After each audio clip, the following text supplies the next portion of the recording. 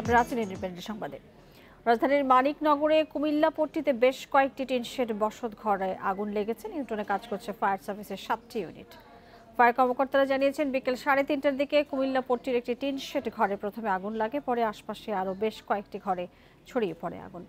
ঘরগুলো একটি আরেকটির সাথে লাগোয়া হওয়ায় দ্রুত আগুন ছড়িয়ে পড়ে। খবর পাওয়ার সাথে সাথে আগুন নিয়ন্ত্রণে যোগ দেয় ফায়ার সার্ভিসের 4টি ইউনিট, পরে যোগ দেয় আরও 3টি। কী কারণে আগুনের সূত্রপাত তাৎক্ষণিকভাবে তা জানা যায়নি।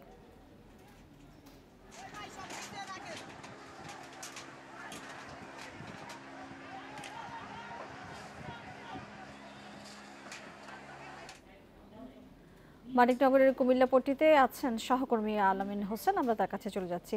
আলামিন, আগুন নিয়ন্ত্রণের পরিস্থিতি কি জানাবেন, যে নিয়ন্ত্রণ করতে কত সময় লাগতে পারে এবং এই যে দীর্ঘক্ষণ ধরে আগুন জ্বলছে, কি কারণে আগুন লেগেছে বিষয়টি জানা গেছে কিনা?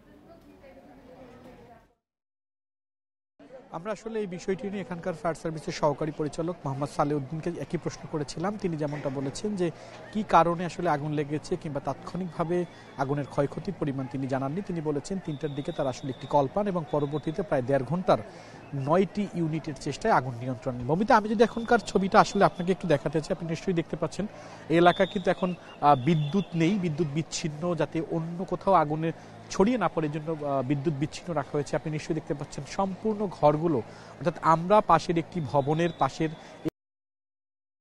ভবনে দাঁড়িয়ে আপনার এখনকার যে পরিস্থিতি সেটি দেখাতে চাচ্ছি।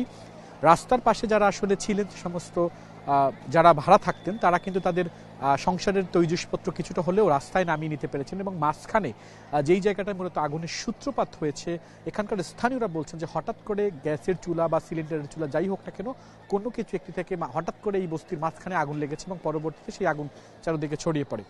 পরবর্তীতে ফায়ার সার্ভিসের সাথে যোগাযোগ করা হয়েছে, তারা এসে আগুন নিয়ন্ত্রণের চেষ্টা করছেন এবং এখানে আনন্দধারা, মানিকনগর আনন্দধারার একটি খাল রয়েছে, সেই খাল করা হয়েছে। আমরা বেশ কয়েকজন ক্ষতিগ্রস্তের সাথে কথা বলেছি, তার মধ্যে নুরুন্নাহার নামে একজন গৃহকর্মী, তিনি আশেপাশের বাসা বাড়িতে কাজ করেন।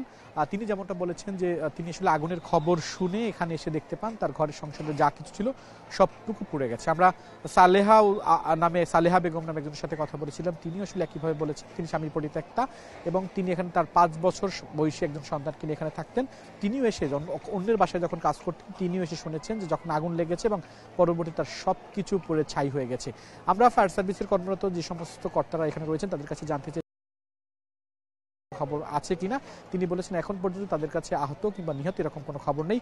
যদিও আপনি এখনকার পরিস্থিতি, এখানে প্রচুর মশা রয়েছে, ঘরে সেখানে আগুন লেগেছিল এবং যারা আসলে ক্ষতিগ্রস্ত হয়েছেন তারা কি বলছেন এবং সেখানে আগুন লাগবার কোনো কারণ আছে কিনা স্থানীয়ভাবে কি জানতে পেরেছেন আপনি?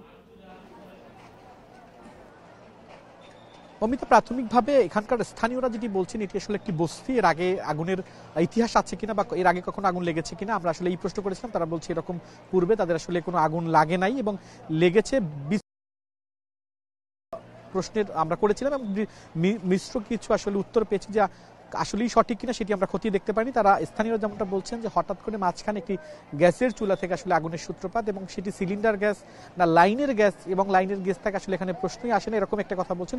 সে বিষয় সম্পর্কে কিন্তু সুস্পষ্ট কোনো বক্তব্য ফায়ার সার্ভিসের কর্মকর্তারা বা এখানকার দায়িত্বরত যারা রয়েছে তারা আসলে এখন পর্যন্ত কেউ দিতে পারেনি। তবে আরেকটি বিষয় মমিতা, এখানকার আমি প্রথমে যেমনটা বলেছি অন্তত 300 পরিবার রয়েছে যাদের প্রায় 1000 মানুষের মতো অন্তত হবে যারা ক্ষতিগ্রস্ত। তারা আসলে কোথায় যাবে?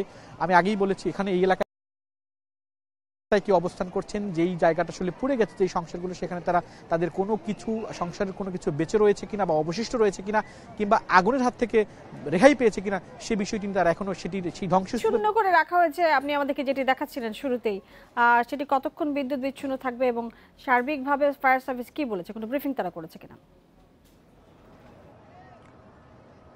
ফায়ার সার্ভিস আসলে বরাবরের মতো তাদের যিনি এখানকার দায়িত্বরত কর্মকর্তা সহকারী পরিচালক সালেউদ্দিন, তাকে আমরা প্রশ্ন করেছিলাম। তিনি বলেছেন যে সম্পূর্ণভাবে আগুন নিয়ন্ত্রণে রয়েছে তাদের, তবে যেহেতু থেকে থাকে সেক্ষেত্রে পানিটা কিন্তু সব জায়গায় সমানভাবে পৌঁছায় না, সেই ক্ষেত্রে কোথাও। অনেক ধন্যবাদ আমাদের সাথে যুক্ত হয়ে এই বিষয়ে তথ্য দেওয়ার জন্য।